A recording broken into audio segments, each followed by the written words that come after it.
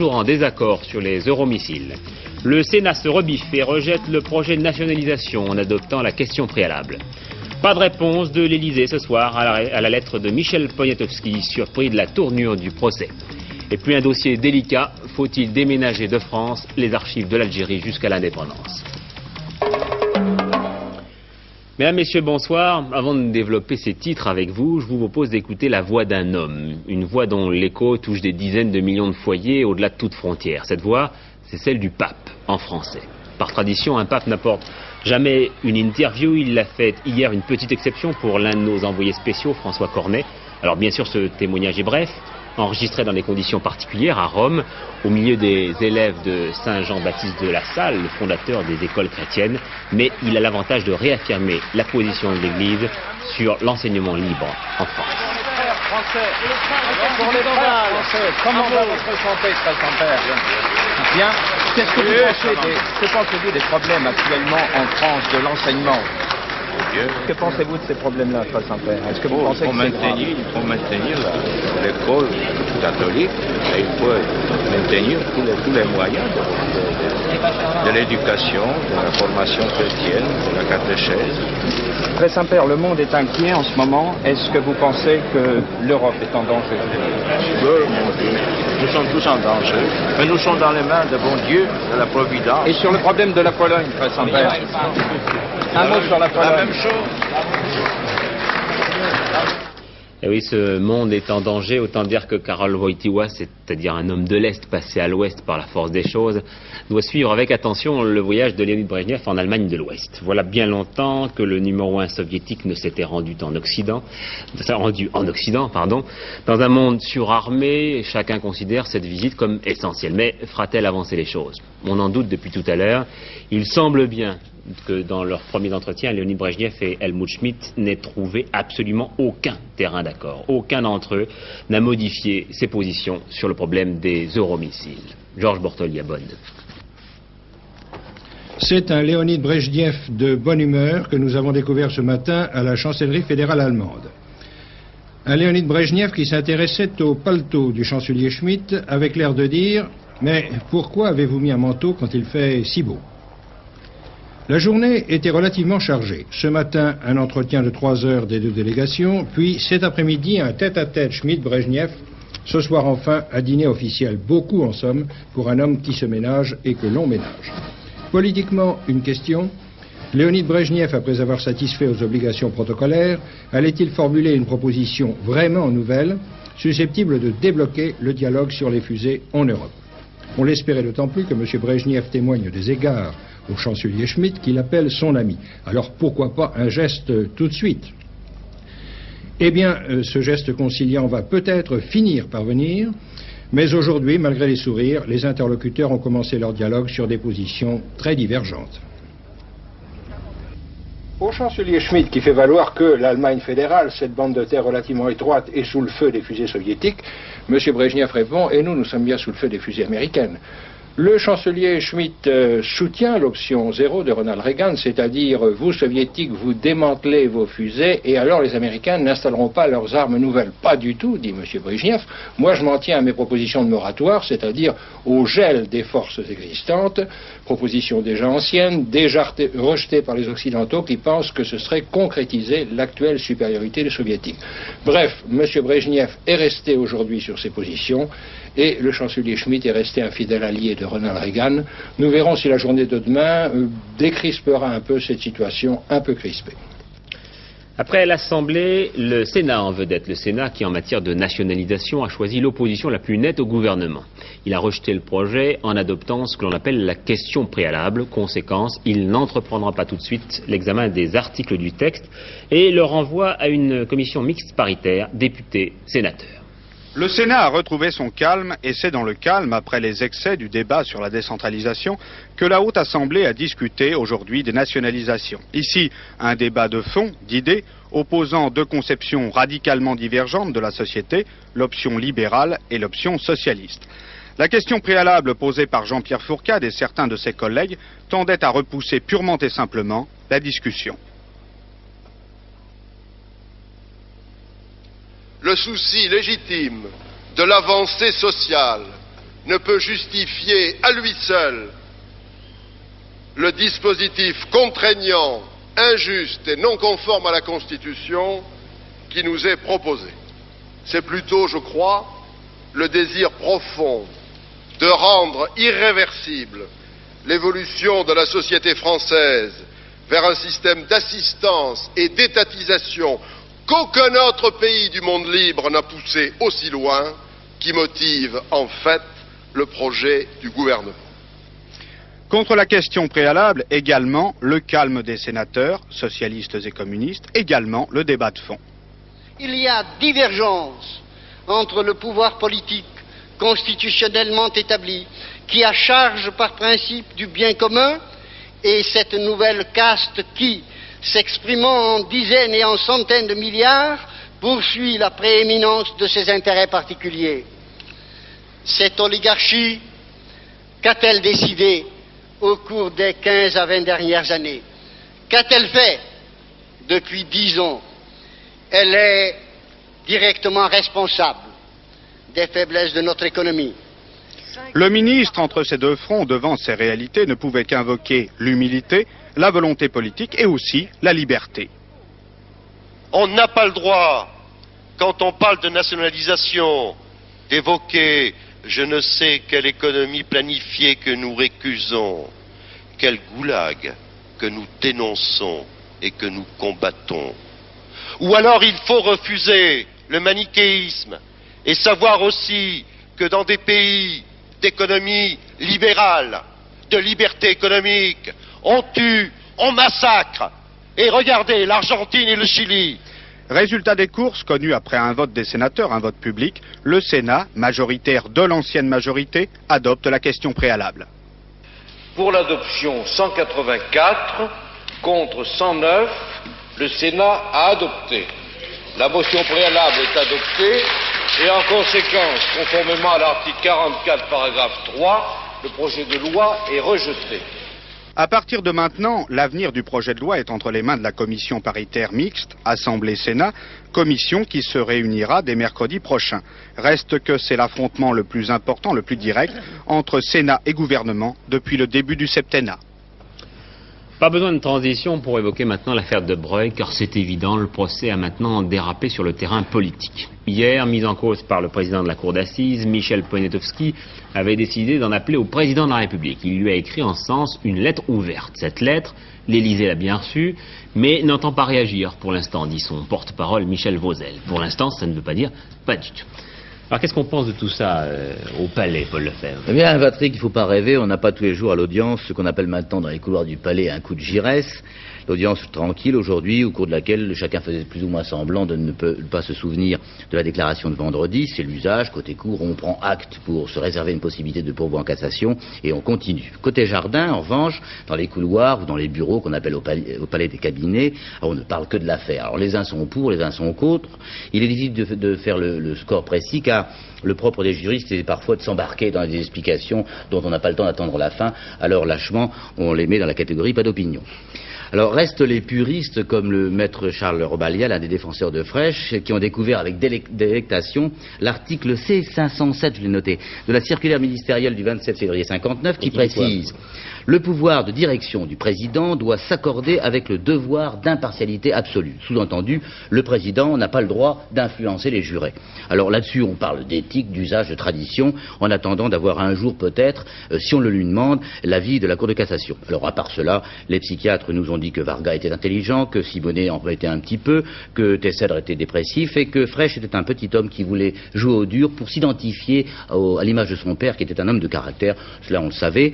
Demain, les premiers témoins, le contrôleur général Ottavioli et le commissaire Broussard. Bien, et puis toujours le terrain politique. Certains socialistes se disent, et pourquoi pas lancer une commission d'enquête parlementaire? C'est l'avis notamment de Pierre Guidoni qui participa aux travaux de cette commission. De deux choses l'une. Ou bien le procès démontrera, ne serait-ce qu'à travers l'audition des témoins, que les suspicions sur la base desquelles nous avions fondé la commission d'enquête étaient justes. Et alors, il faudra bien en tirer les conséquences au niveau de la procédure parlementaire, ou bien elle démontrera l'innocence de M. Poniatowski, auquel cas il n'y aura pas lieu de rouvrir une procédure aujourd'hui terminée. Il convient de rappeler que cette commission n'avait pas à l'époque conclu à la responsabilité du ministre de l'Intérieur dans l'affaire de Breuil, donc. Et aujourd'hui, 8 mois après, son rapporteur, l'UDF Gérard Longuet, témoigne. Je crois que sur les reproches qui étaient adressés à Michel Poniatowski, il n'y aurait pas lieu de rouvrir la commission. En l'état actuel de nos connaissances, nous avons travaillé pendant 10 mois, le rapport fait plus de 600 pages, je crois que vraiment nous avons fait ce qui était de notre responsabilité. Mais nous n'avons jamais eu la prétention d'éclaircir l'affaire de Breuil, nous n'en avions ni l'autorité, ni les moyens. Autrement dit, vous ne savez pas si M. Poniatowski a menti ou non. Ah si. Je sais très exactement ce que M. Poniatowski a fait. Il a publiquement informé l'opinion de l'état d'avancement d'une instruction policière à la suite d'un crime, et il l'a fait dans des conditions qui sont conformes aux traditions en la matière. Je crois d'ailleurs c'est ce qu'il aurait expliqué au président Giresse si le président Giresse avait attendu de l'entendre avant que de lui adresser des reproches. Un seuil symbolique qui va être atteint à la fin de l'année, 10 millions de chômeurs dans l'Europe des 10. Ils sont pour l'instant 9,7 millions fin octobre, ce qui représente 8,8% de la population active. Voici ces chiffres, pays par pays, vous le voyez. C'est pour l'instant la Belgique et la Grande-Bretagne qui se trouvent en tête, 12,2% de la population active en chômeurs, vous le voyez. En un an, c'est essentiellement le Danemark, l'Allemagne, le Luxembourg et la Grande-Bretagne qui ont vu leurs chiffres progresser le plus vite. La France se trouve dans ce milieu du peloton avec 8,8%, c'est-à-dire exactement la moyenne de l'Europe des 10. Le chômage contre lequel Pierre Mauroy continue à se battre, il a repris pour cela ses tournées en province. Aujourd'hui, l'Auvergne, le chômage des jeunes est notre échec collectif, a-t-il dit. Le reportage de Pierre Alain. Accueilli de façon chaleureuse en Auvergne, le Premier ministre, qui était accompagné par messieurs Rocard, Ralit, Quillot et Rigoux, a d'emblée annoncé la couleur. Son tour de France ne doit pas seulement sensibiliser l'opinion sur l'emploi, mais aussi faire connaître les projets du gouvernement sur certains points précis de sa politique. Pierre Mauroy a donc profité de la visite d'un lycée d'enseignement professionnel à Clermont-Ferrand pour annoncer une série de mesures en matière de formation professionnelle. Premier secteur visé et revalorisé, l'enseignement technique. Les enseignements, parfois trop traditionnels, seront adaptés à l'évolution technologique. Les conditions de vie dans les établissements seront améliorées, notamment par une augmentation des bourses. Enfin, les entreprises seront plus étroitement associées à l'enseignement technique. Elles devront par exemple accueillir des stagiaires. Parallèlement, les autres moyens de formation professionnelle seront maintenus et améliorés. C'est le cas par exemple des écoles privées et des centres d'apprentissage sur lesquels l'État exercera un contrôle renforcé. Pour Pierre Mauroy, ces décisions doivent permettre de résorber le chômage des jeunes. Notre objectif est clair. Tout jeune de 16 à 18 ans qui ne trouve pas d'emploi doit pouvoir bénéficier d'une formation professionnelle. Le chômage, pour un jeune de 16 à 18 ans, est un échec qui n'est pas celui du chômeur, mais qui est notre échec collectif, l'échec de l'ensemble de la nation. Le Premier ministre a également annoncé pour plus tard une profonde réforme de la formation permanente et il a dénoncé le recours abusif au travail temporaire. Et puis dans cette région d'Auvergne relativement pauvre, dépeuplée et isolée, le Premier ministre a annoncé d'autres mesures en faveur des régions. Elles recevront des primes pour les créations d'emplois et les travaux d'aménagement du territoire. Toutes ces mesures seront examinées en Conseil des ministres le 9 décembre. Les syndicalistes réformistes se rencontraient aujourd'hui. Force ouvrière, la CFTC et la CGC ont signé une déclaration commune mettant en garde le gouvernement et le patronat contre une éventuelle remise en cause de la politique conventionnelle, mais ils n'envisagent pas pour le moment d'action conjointe. Notez encore que la Confédération générale de l'épargne demande la création de livrets indexés et que le syndicat national de la petite et moyenne industrie a dressé aujourd'hui à Paris un bilan sans complaisance de 6 mois d'action du gouvernement Mauroy, et ce en présence de 2 ministres, Laurent Fabius et Jean Auroux. L'actualité judiciaire, la radio privée parisienne RFM continuera à être brouillée, a décidé un référé. L'attentat de la rue Copernic, le juge chargé de l'instruction, Guy Joly, s'est rendu aujourd'hui à Chypre pour remonter la filière chypriote et enquêter sur les faux passeports. Et puis difficile mission pour les policiers, gendarmes et militaires chargés de savoir qui a bien pu voler les armes du dépôt de Foix. Patrick Simpson-Jones. Ce militaire portant la barbe, c'est l'adjudant-chef Houbé, responsable de la garde hier matin. Il n'a pu donner que très peu de renseignements aux enquêteurs de la sécurité militaire. Préparatifs minutieux, exécution parfaite, repli ordonné. C'est un coup bien préparé par des professionnels bien entraînés. C'est ainsi que l'on a décrit le commando qui a attaqué le quartier Clausel hier matin. Il est en effet 3 heures lorsque la première sentinelle est surprise et désarmée par les inconnus. Ceux-ci pénètrent dans le quartier, neutralisent une deuxième sentinelle et le reste du personnel de garde groupé dans un bâtiment. Ils se précipitent ensuite vers l'armurerie afin d'y voler 4 mitrailleuses lourdes de calibre 12-7, 6 canons de rechange et 115 pistolets mitrailleurs de modèle MAT 49. Ils n'ont dérobé ni munitions ni grenades. Puis ils ont calmement chargé tout le matériel dans une camionnette trouvée sur place, véhicule qui a été repéré quelques heures plus tard près de Toulouse. Tout laisse croire que le commando connaissait bien les habitudes du quartier et l'emplacement des différents bâtiments. Un nouveau venu dans le répertoire du terrorisme, un certain comité anti-RNU, revendique l'attaque ainsi que le mouvement armé et autonome d'intervention. La proximité de l'Espagne pourrait laisser croire à une opération de l'ETA, l'organisation séparatiste basque, mais ce n'est qu'une hypothèse parmi d'autres. La police judiciaire toulousaine est entièrement mobilisée sur cette affaire. De son côté, le ministre de la Défense, Charles Hernu, fait étudier un plan de renforcement de sécurité de toutes les installations de la défense nationale. Simone Veil en visite officielle à Paris, ça paraît drôle à dire, mais c'est comme ça. C'est la dernière capitale de l'Europe des 10 à l'accueillir à titre officiel. Précisément aujourd'hui, 4 pays européens, la France, la Grande-Bretagne, l'Italie et les Pays-Bas, ont annoncé leur participation à la future force multinationale dans le Sinaï. Et ce, à la veille de l'ouverture à Fès d'un sommet arabe presque tout entier consacré à l'examen du plan de paix saoudien, le plan Fahd. Gérard Sebag. Seront au centre de ce sommet de Fès le prince héritier Fahd et l'Arabie saoudite. Le prince Fahd, homme d'une grande énergie, ici à l'Élysée, propose un plan pour tenter de sortir le Proche-Orient de l'enlisement actuel. La diplomatie de l'Arabie saoudite se caractérisait par une grande prudence et une grande discrétion qui ne manquaient pas d'efficacité. Aujourd'hui, et cela pour la première fois dans l'histoire de ce pays, au poids considérable, elle ne va pas jouer en sous-main, mais à visage découvert et en tenant le premier rôle. Ce plan Fahd en 8 points demande pour l'essentiel le retrait d'Israël de tous les territoires occupés après la guerre de 67, notamment le Golan à la Syrie. Quant à la Cisjordanie et Gaza, après son évacuation, ce plan prévoit au bout de quelques mois la création d'un État palestinien avec Jérusalem comme capitale et la garantie de liberté pour toutes les religions dans les lieux saints. Point délicat, Jérusalem où se côtoient l'islam, le judaïsme et le christianisme, aujourd'hui capitale d'Israël. Mais ce qu'il y a de très nouveau dans ce plan, c'est le point 7, qui affirme reconnaissance du droit de tous les États de la région à vivre en paix. Beaucoup ont vu dans cette petite phrase la reconnaissance formelle d'Israël. L'Arabie saoudite, gardienne des lieux saints de l'islam, envisage donc cette possibilité. Quelle évolution et quelle adresse? Car en enlevant le côté religieux au conflit du Proche-Orient, on le dépassionne, il ne devient plus qu'un conflit territorial. Ce plan, aussitôt rejeté par M. Begin, qui y voit un piège, l'est aussi par les pays arabes du front de la fermeté. Le Yémen du Sud, l'Algérie du président Chadli, qui n'est tout de même pas un pays du champ de bataille et dont la position a tout de même évolué depuis la mort du président Boumedienne, la Libye du colonel Kadhafi, qui de toute façon ne participera pas à ce sommet, la Syrie du président Hafez el-Assad, pour l'instant intransigeante, intransigeance qui s'explique peut-être par de graves difficultés intérieures, mais qui ne peut pas oublier que l'armée qu'elle entretient au Liban est en partie financée par l'Arabie saoudite.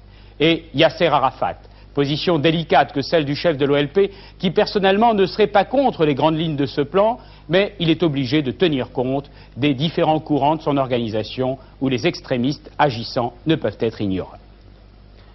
Ces derniers jours ont été marqués par une activité débordante de l'Arabie saoudite. Ses émissaires passent d'une capitale à l'autre pour convaincre les indécis et faire plier les durs. Ce sommet sera donc très important.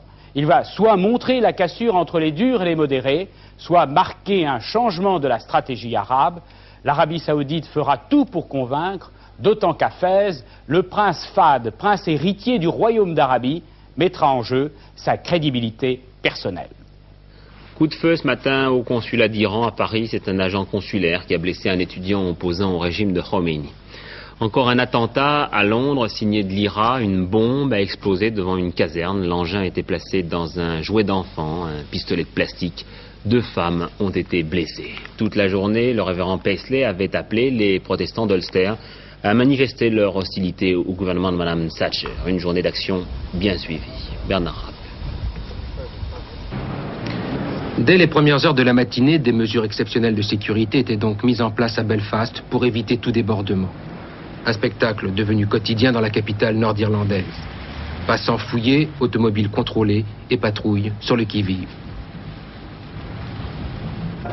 Pourtant, ce que l'on retiendra de la grève générale d'aujourd'hui, suivie par plus de la moitié de la population, c'est un sentiment de division. Car si les protestants nord-irlandais souhaitent dans leur très grande majorité dénoncer la politique de Margaret Thatcher, ils ne sont pas d'accord sur la marche à suivre. On l'a bien vu aujourd'hui. C'est ainsi que le parti officiel unioniste avait appelé à une manifestation à midi devant le monument aux morts. Une manifestation digne et recueillie. Mais au même moment, un autre parti tenait une autre réunion avec les ouvriers des chantiers navals. Eux aussi dénonçaient pacifiquement la politique irlandaise de Londres.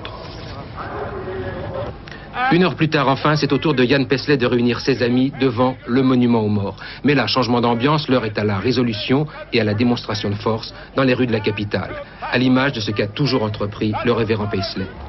Car pour lui, le temps n'est pas à la discussion, mais à la lutte. Jamais nous ne participerons à une Irlande unie, répète inlassablement le pasteur, qui ajoute aujourd'hui, nous sommes prêts à conquérir notre indépendance, si c'est nécessaire. Pourtant, malgré la violence de ses propos, une question se pose au soir de cette grève générale.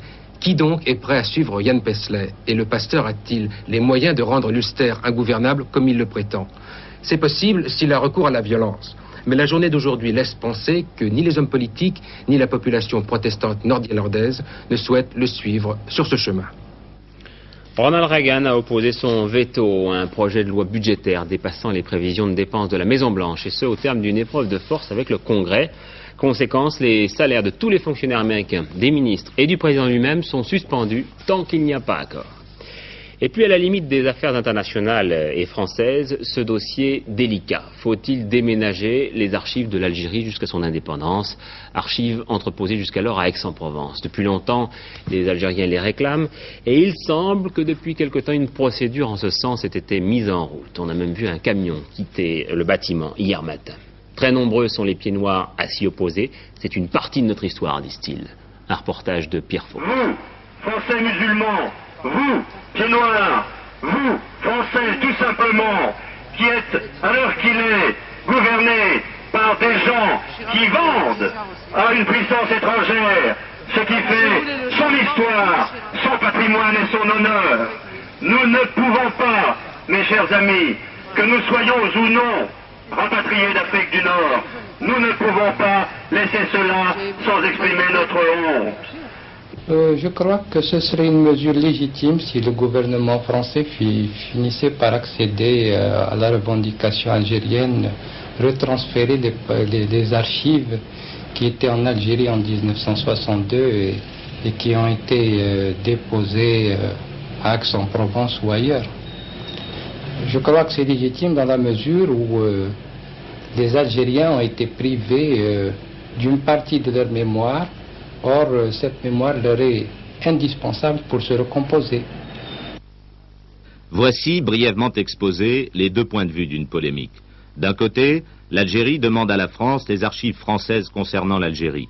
De l'autre, il n'est pas question de remettre en cause un patrimoine qui couvre plus de 130 ans d'histoire, histoire aux cicatrices, aujourd'hui encore mal fermées. Ces archives françaises d'Algérie sont dans leur majorité stockées à Aix-en-Provence, dans des bâtiments ultramodernes, réservés aux archives d'outre-mer. Il s'agit de 400 tonnes de documents, mis bout à bout 7 km de dossiers, dont près de 70% ne sont pas encore classés et répertoriés. Une quinzaine de personnes dépendant des archives nationales travaillent sur ces éléments, dont une partie a déjà été microfilmée. Mais il faudrait, en engageant 10 personnes de plus, plusieurs dizaines d'années de travail pour reproduire la totalité de ces archives sur microfilm. Les documents sont ouverts au public, sauf ceux concernant la vie privée, la sécurité de l'État ou la défense nationale, couverts par un délai minimum de 60 ans.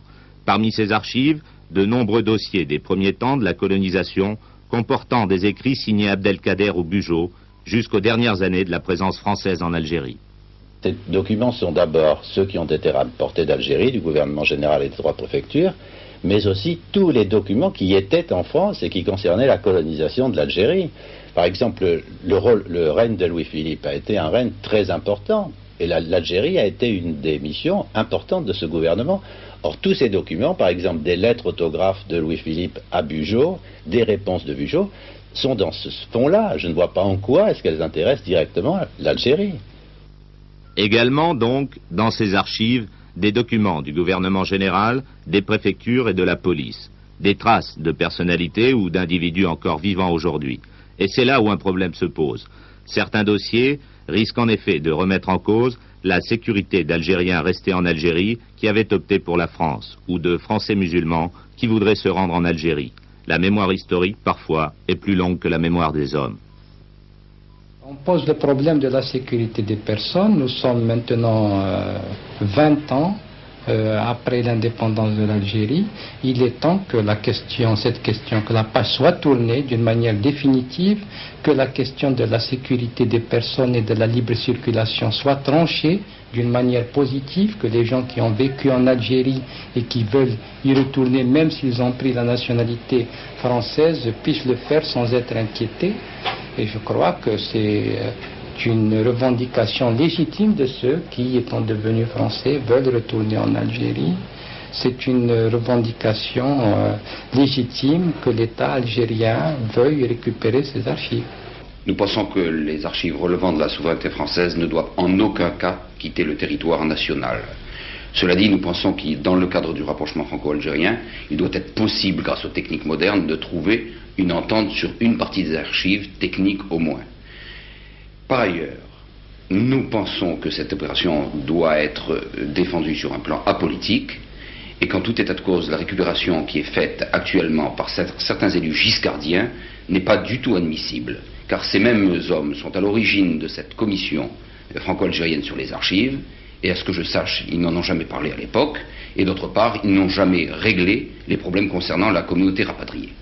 Le gouvernement, sous peine de forfaiture, n'a pas le droit de vendre l'histoire de France à un État étranger. L'emphase et la dureté de certains discours ont aussi une explication politique. Dans les villes du Midi, dans certains cas comme à Aix-en-Provence, les rapatriés en effet représentent 25% du corps électoral. Et dans moins d'1 an et demi auront lieu les élections municipales. Oui, les giscardiens renvoient la balle au gouvernement Mauroy. Le maire d'Aix a demandé aujourd'hui, a posé la question au préfet de région pour savoir si ce déménagement avait bien commencé comme il le pense hier matin à l'aube. Les prix littéraires du jour, le Féminin à Catherine Hermarie Vieille pour Le Grand Vizir de la Nuit, le Médicis à François-Olivier Rousseau pour L'Enfant d'Édouard et le Médicis étranger à David Chahar pour Le Jour de la Comtesse. Avec Alain Gillot-Pétret maintenant, la météo.